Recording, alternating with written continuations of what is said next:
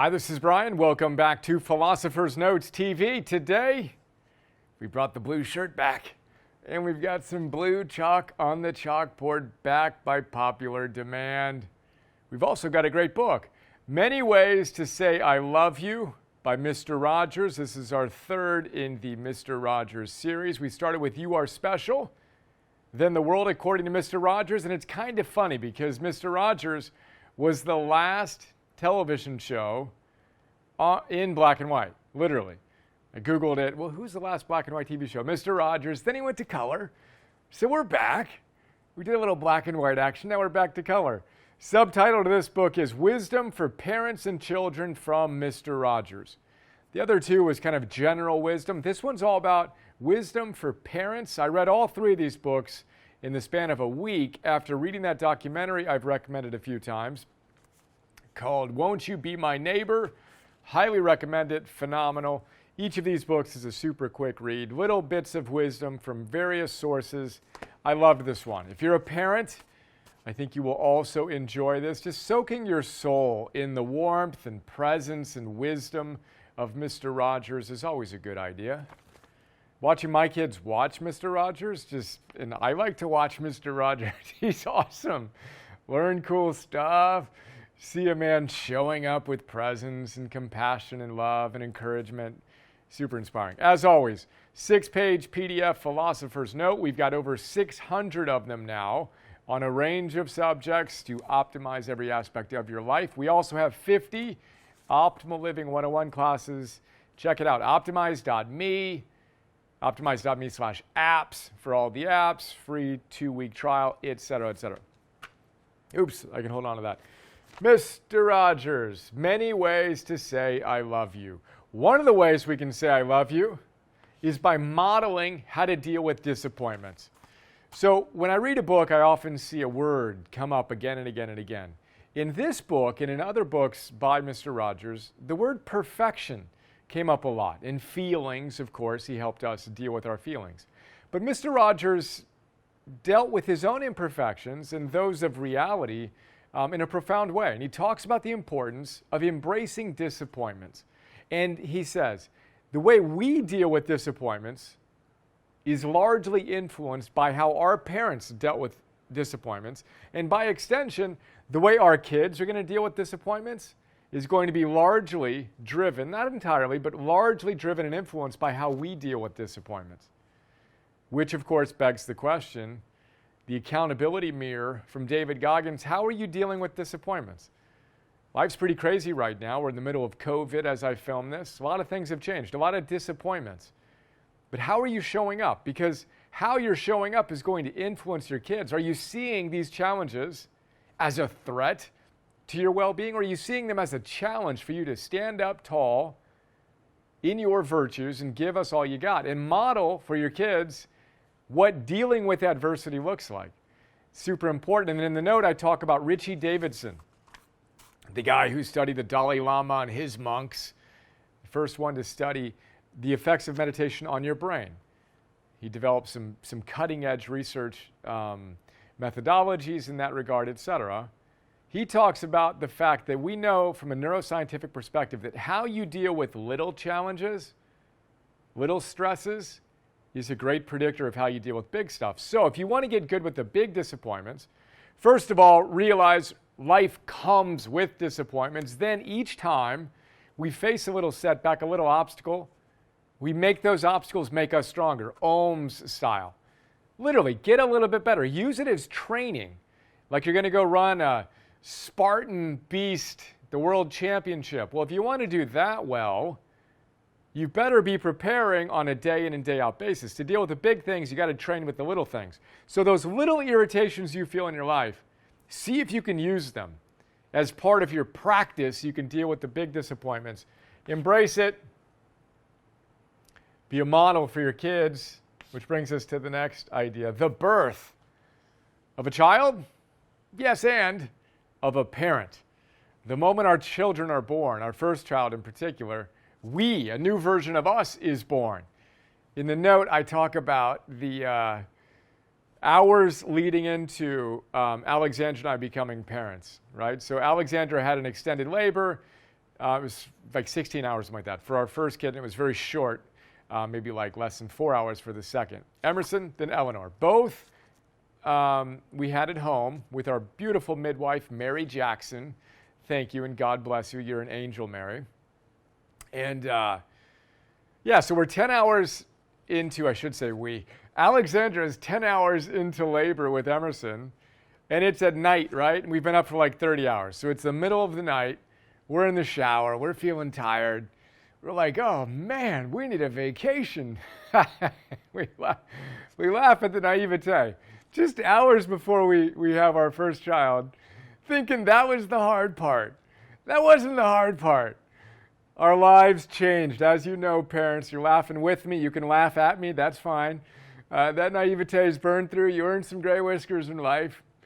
Burning through some naivete. Anyway, the flip was switched. We were reborn. We were born as parents. And to really honor the sacred life that's brought into the world with a child, but also our new identities. And then we have an opportunity to shape our identities. Energy, work, and love-wise. We're always talking about the big three. Well, who are you love-wise?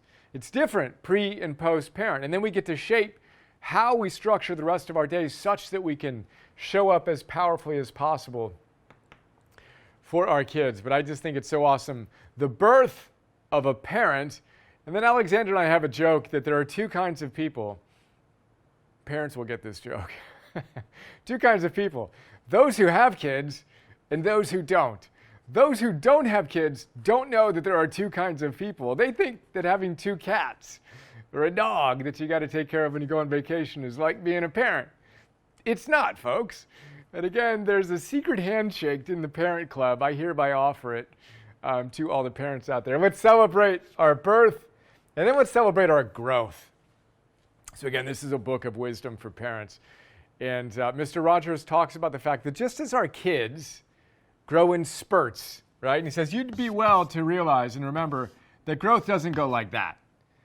Human growth does not go like that. Now we want it to go like that. A lot of self-help people will tell us it should go like that. And if it's not, then you just aren't following our protocol well enough, right? It's not how it works. It goes like this. And sometimes it goes like that. How did I get back there? I have no idea, but there I am. And I'm getting back and I'm going up. Oh, there we go. And if we can embrace the disappointments inherent to life and our evolution, we can also embrace the fact that growth occurs little by little by little. Plus one, plus one, plus one. We'll actually check out how Fred puts it because he puts it beautifully. Let's read you the little passage here. He says, parents don't come full bloom at the birth of their first baby. In fact, parenting is about growing. It's about our own growing as much as our children's growing. And that kind of growing happens little by little. It's tempting to think a little isn't significant and that only a lot matters. But most things that are important in life start very small and change very slowly, and they don't come with fanfare and bright lights. This is why I show up every single day with the plus ones, with the number ones, and now we've got a streak of daily PNTVs as I catch up on this. But it's the consistency, it's the little things that when we aggregate and compound a bunch of plus one gains over an extended period of time, we see magic. We got to embrace those tiny little gains, which is why I often end these sessions together and say, what's the one thing you got out of today's discussion? And how can you move from theory to practice to mastery? The little things ultimately are everything. Again, my coach, Phil Stutz, my Yoda, calls them microtransactions. How you show up in this moment is everything. And again, if you can't deal with the little things, good and bad, well, good luck dealing with the, quote, big things. There's no difference. And in fact, the little things are the big things. So let's go hit them with as much presence and power as we possibly can. And let's move on to the next idea, but not before sharing Buddha's wisdom. Buddha says, little by little, a water pot is filled with water. Little by little, one becomes good, just as a water pot is filled with water. Drop by drop by drop by drop. Now, most of us want to fill up the water pot as fast as we can. I certainly used to be in that crowd. And that's kind of like taking a fire hydrant to a precious water pot and trying to fill it all at once. You're more likely to spray it around the room and crack it.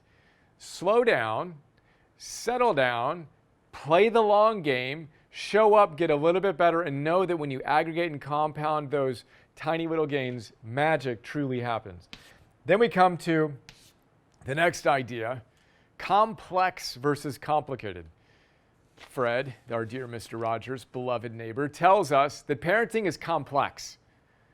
Now, in the note, I talk about Joshua Cooper Ramos, who makes a great distinction between complex and complicated. So he says, look, complicated things can be predicted and figured out, right? So even like a jet engine, a rocket, a heart, artificial heart, those things are complicated, but they can be figured out, right? That's very, very different. Your calculator's complicated, but it can be figured out. And then it can be repeated and replicated. Complex systems can't be figured out in the same way. They're too dynamic.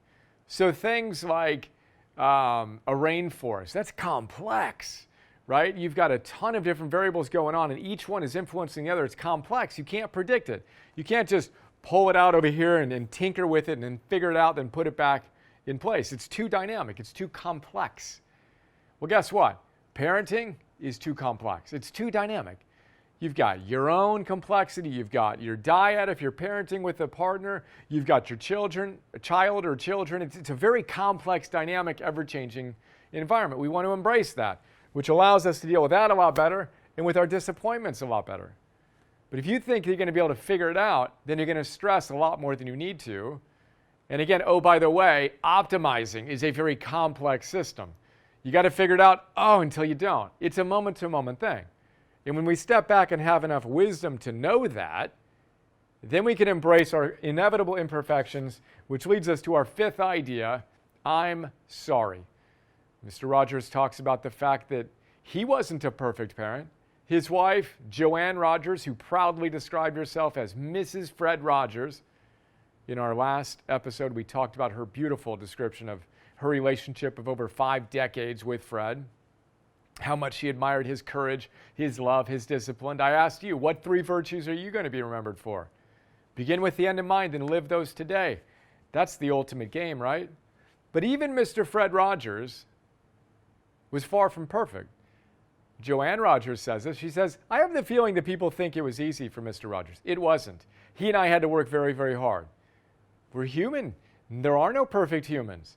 And when Mr. Rogers, can you imagine Mr. Rogers getting upset, losing his cool, saying something he didn't want to say, or not being as considerate as he could be?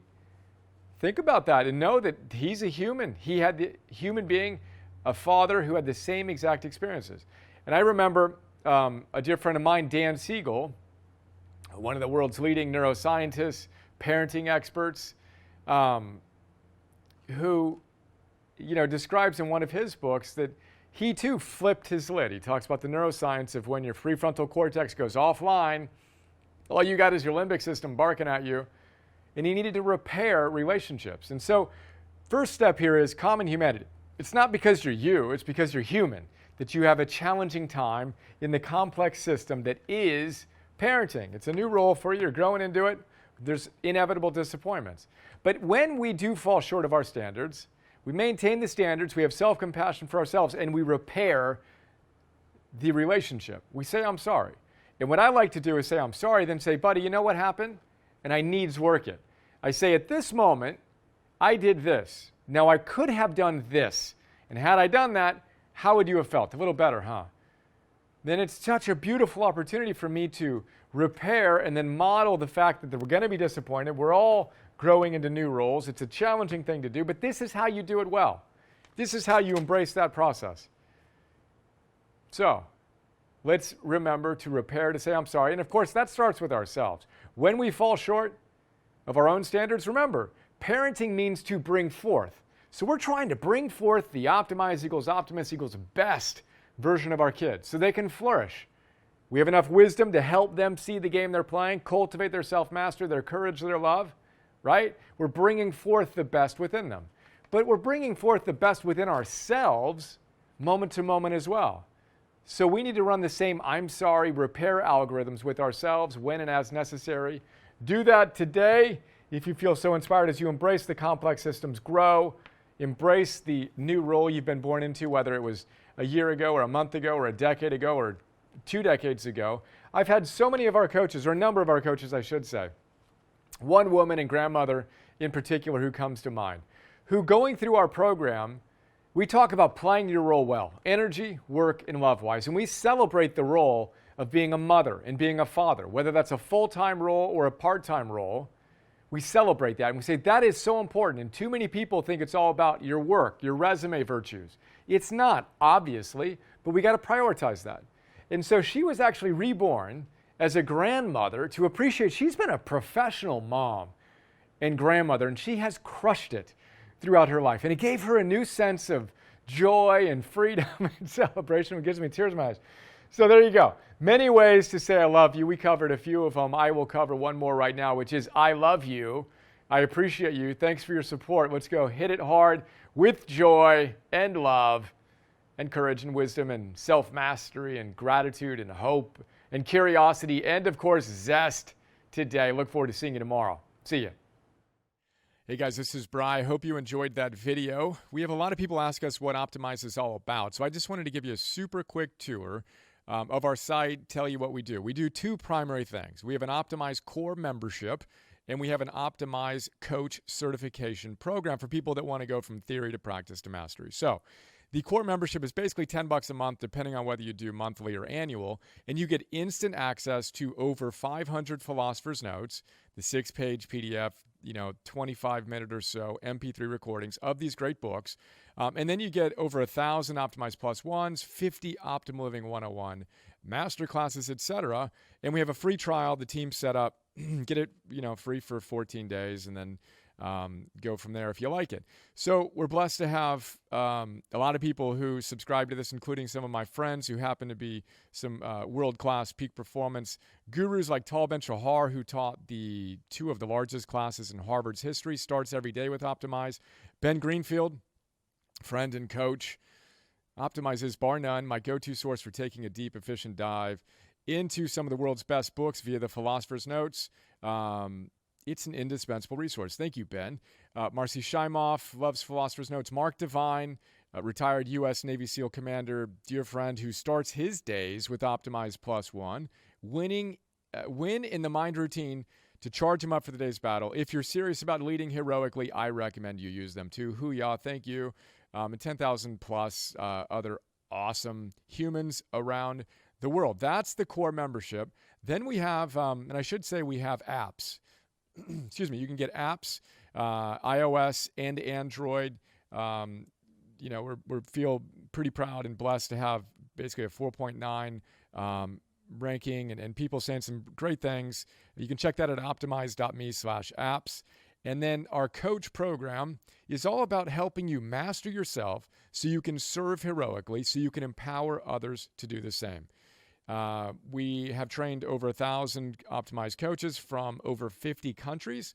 And really excited about this. This is one of the core levers for us to fulfill our mission to change the world one person at a time together, starting with you and us today. We've been told that, here's one little thought, and we have hundreds of testimonials you can check out about how it's transformed people's lives. And if you want to be a coach, your coaching practice. Now, half of the people who do this want to be coaches. The other half just want to master their lives. But Barb, a coach of ours, says, I already had 2 coaching certifications, but Optimize Coach was indisputably the most valuable I have taken. Thank you, Barb. Honored to be part of your life. You can learn more about what we're doing with Optimize Coach at optimize.me/coach. There you go. Hope you're doing great. Look forward to sharing more with you soon. Have an awesome day. See ya.